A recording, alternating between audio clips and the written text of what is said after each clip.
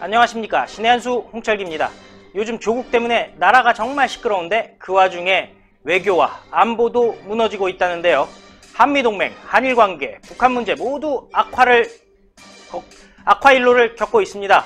오늘 새로운 분 모시고 알아보도록 하겠습니다. 협력안보연구원 원장 이인배 박사님이십니다. 안녕하세요. 네, 안녕하십니까. 반갑습니다. 불러주셔서 고맙습니다. 예, 감사합니다. 저희가 영광입니다. 아, 별 말씀을요. 지금 국내에서는 다들 조국 얘기만 하고 있는데 네.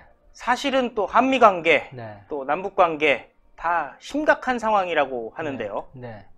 좀 심각한 정도가 아니죠. 지금 사실 2017년 문재인 정부가 시작하고 나서 지금까지 했던 것이 이제 한 2년 지나고 나니까 하나씩 무너져 갔던 것이 이제 총체적으로 완전히 국민들이 다 알게 눈에 보이는 그런 지금 무너지는 그런 상황이다. 그렇게 보시면 되겠습니다. 미국하고도 그렇고요. 일본하고도 그렇고요. 믿었던 북한까지도 완전히 지금 등을 돌리고 있는 상황이고요.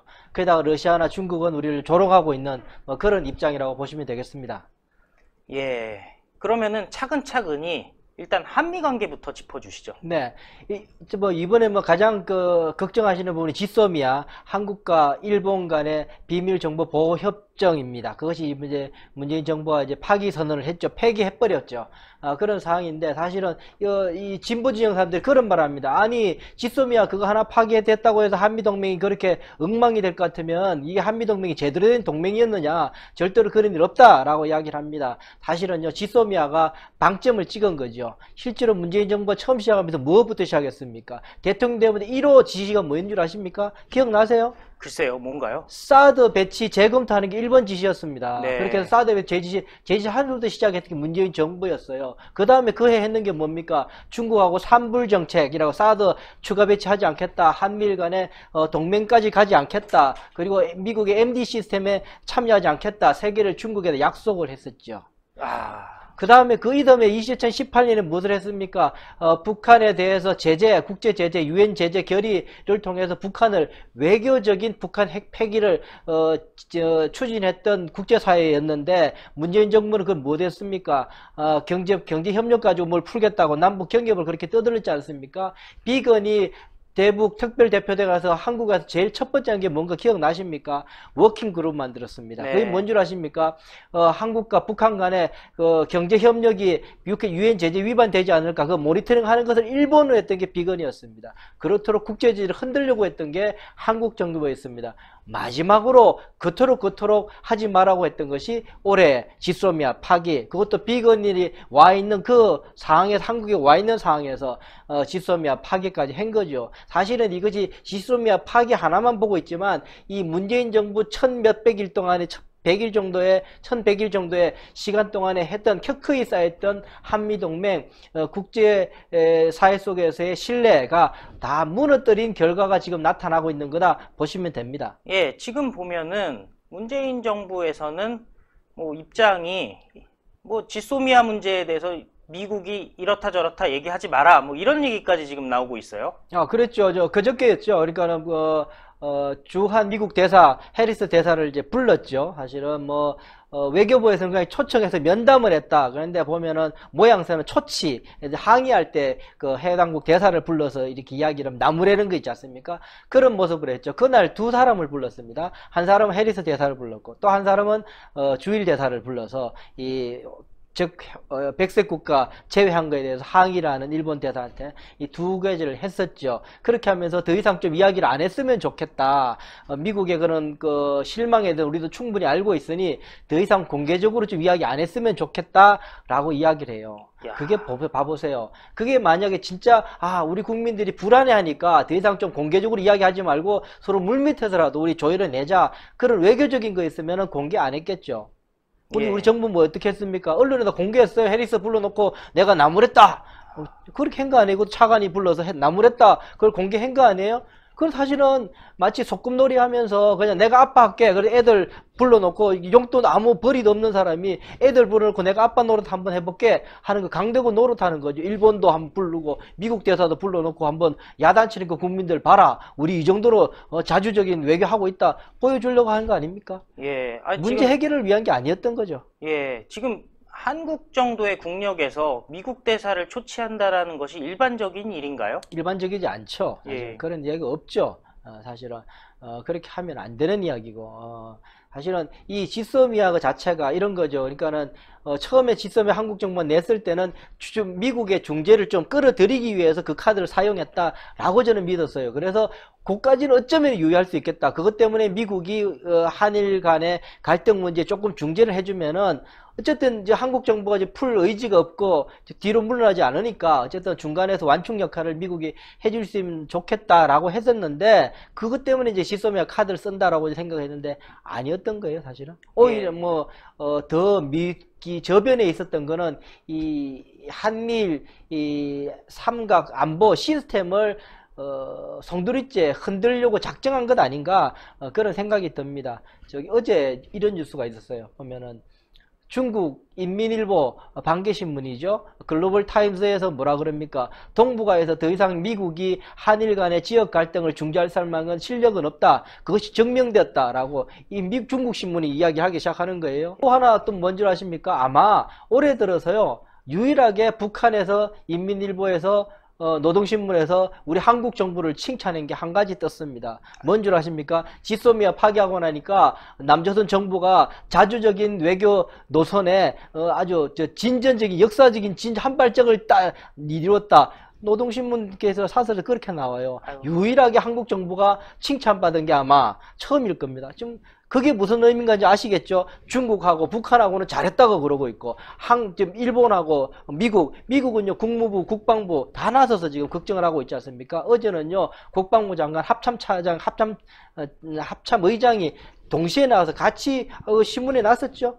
동시에 나와가지고 우려를 표명하고 11일 전까지 되돌렸으면 좋겠다라고 촉구했지 않습니까? 네. 그런데 가만 보면은 또 이 지소미아 문제랑 별도로 트럼프 대통령이 지속적으로 대한민국에 대한 또 불만도 표출한 것 같아요. 그거는 어떻게 볼 수 있는 건가요? 그렇죠. 그러니까는 아무리 선거 전국이라 그래도 그런 말 하죠. 트럼프 대통령이 그 선거 유세 가가지고 뉴욕에서 월세 받는 것보다 한국에 이 방위비 분담금 받는 게 10억 달러 받는 게 더 쉬웠다. 그 조롱 정도가 아니에요. 뭐 그러면서 문재인 대통령의 흉내까지 내면서 조롱했다라는 거죠. 그에 갖는 의미가 뭔지 아십니까? 아무런 부담이 없다는 겁니다. 그러니까는 사실은 국가 간의 관계가 국가 간의 관계라고 국민들은 알고 계시지만 저도 청와대에 있어 봤지만 사람이 하는 거예요. 사람 두 사람이 얼마나 친한가 이것이 사실은 국가 문제의 정상 외교 그래서 중상 외교를 하는 거죠. 근데 트럼프 대통령은 문재인 대통령에 대해서 단 1도 마음에 심적 부담이 없는 거예요. 그냥 아무리 무시해도 다음에 만나도 뭐 아무런 상관이 없다. 그러니까는 이제 면이 안 받치니까 마음대로 떠들 수 있는 거죠. 네. 그 정도로 사실은 워싱턴에서 기자들이 그런 말 공공연하게 합니다. 진심으로 트럼프 대통령은 문 대통령 싫어한다고요. 네. 그래서 무슨 김정은이 얘기하길 문재인은 믿을 수 없는 사람이라고 했다. 뭐 이런 얘기까지 했는데요.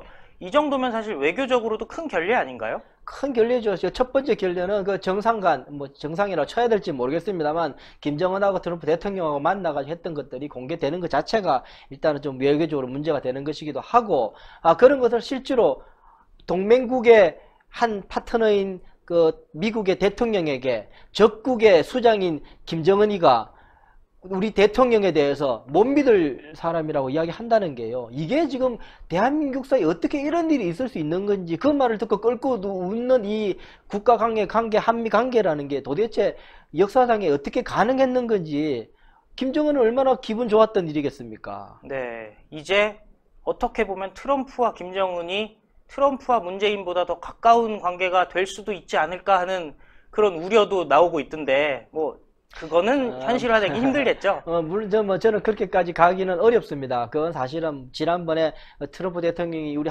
대한민국 국회에 와서 연설했던 장면들 국민들도 기억하실 텐데 그때 무슨 말을 합니까? 한반도 지도를 봐라. 반을 꺼놓고 영하와 국민들의 열정과 해서 번영이 시대가 38선을 이쪽으로 그렇게 밝은 빛이 있었다. 그 번영과 그 번영은 그 38선에서 끝이 났다.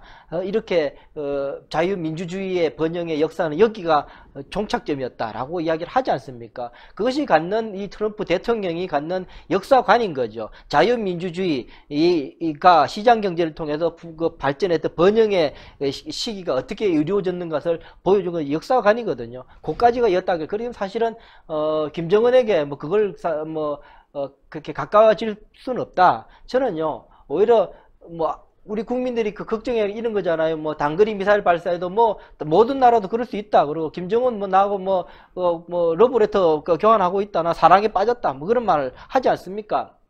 걱정을 많이 하는데요. 제가 들어본 이거 미국의 조야들의 입장들, 기자들 이야기 들어보면 다른 한편으로는 물론 이게 선거 전략 차원에서 쓰고 있긴 한데요. 다른 한편은 어떤 거냐면은 이걸 지금 명분을 축적하고 있는 부분도 분명히 있습니다. 네. 지금은 이제 대화를 하죠. 만약에 미국은 사실은 여러 가지 강대국은 옵션이 한 가지가 아닙니다. 여러 가지를 할 수 있는 나라이기 때문에 강대국인 거거든요. 만약에 이런 외교적인 전략이 이제 더 이상 소용이 없게 되는 상황, 미국 국민들이 마음이 돌아가는 상황에 되면은 지금까지 명분을 축적해 놨기 때문에 트럼프 대통령은 어떠한 카드도 쓸 수 있습니다. 내가 너네들 그렇게 도발할 때도 단 1이라도 내가 너네들 비난한 적이 있었느냐? 내가 너네들에 대해서 한 번이라도 기분 나쁘게 한 적이 있었느냐? 그런데도 너네들은 우리에게 이렇게 했다.